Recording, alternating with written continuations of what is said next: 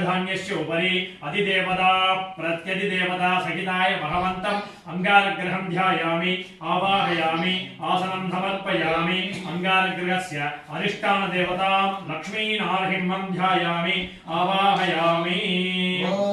उद्भद्यस्वाग्नेयमिष्टाभूते सविंशुकेतामयं च पुनग्रिन्भग्स्थावितरं युवान्मन्वातं शीत्वमिदं इदं विष्णुर्विचक्रमे त्रेधानितदेवतं समोढमस्य वागं सुरे